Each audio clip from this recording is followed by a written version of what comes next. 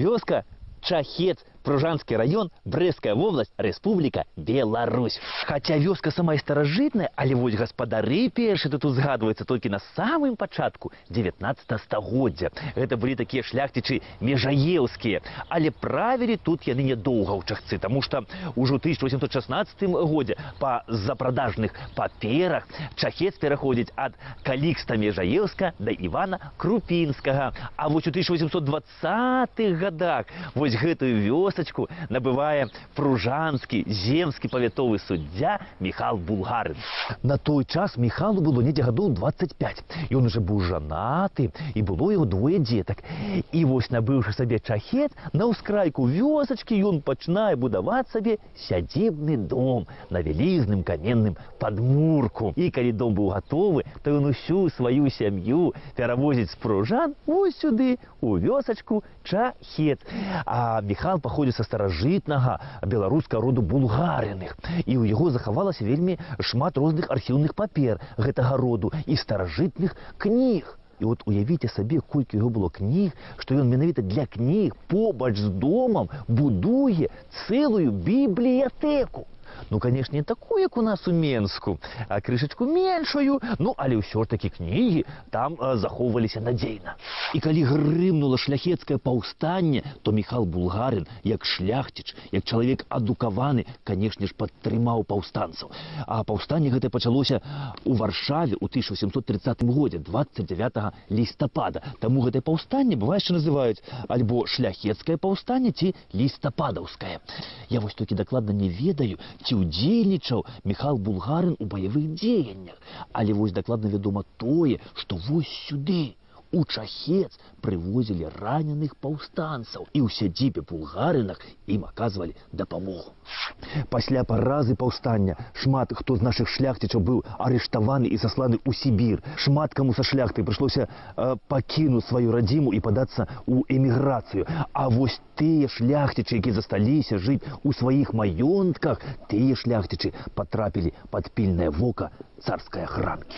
І вось пад такое вока царскай ахранкі патрапіў і Міхал Булгарин. Вось чаму? Справа ў тым, што ён быў вельмі заядлы паляўнічы. І вось тут у сваім маёнтку ён збіраўся разам з сябрамі са шляхтаю і ехаў у пушчу на паляванне. А Міхал яшчэ вельмі любіў займацца паляваннем з пугачом. Ведаеш, што такое? Ну, для тых, хто не ведае. А пугач, гэта, панове, не агнястрэльная зброя. Пугач, гэта птушка такая. Па-расейску яе называюць філін.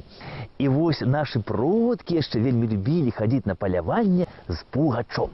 Яны бралі маленькае птушанятка, выношвалі яго, абучалі і пасля хадзілі на паляванне. І вось пугач, у адрозненне ад сваіх калег, там, сокала і ястраба, меў вельмі шмат пераваг.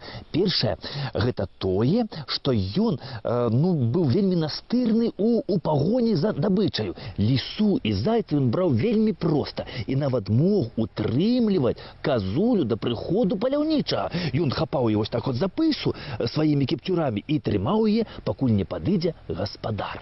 Ну і самае галоўнае, што хадзіць на паляванне з пугачом можна было толькі ноччу. А як вядома, менавіта ноччу звяры вядуць актыўны образ жыцця.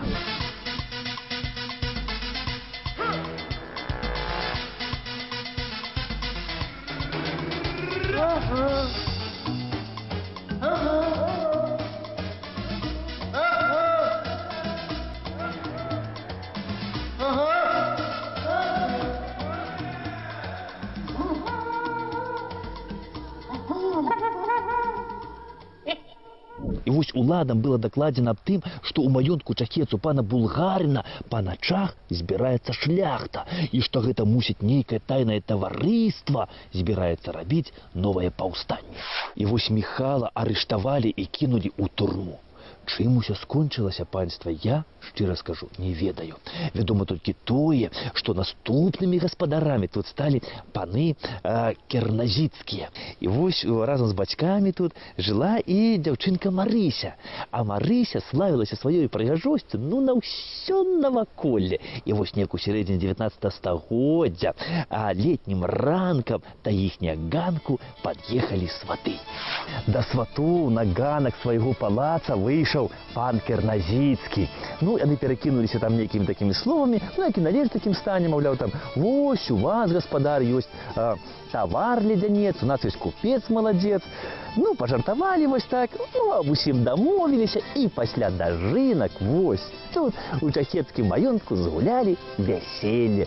Мужам Марылі Керназіцкай стаў Альбін Дзяконскі. І вось Марыля у пасаг атрымала вось гэтую чахецкую сядзібу. І вось Дзяконскаму Альбіну тут настолькі спадабалася, што маладыя засталіся тут назаўсёды. Альбін Дзяконскі, ну, каб не казалі на яго потым, што ён там прымак, у жончынай хаце жыве, ну, ён вырашыў перарабіць усё на свой лад.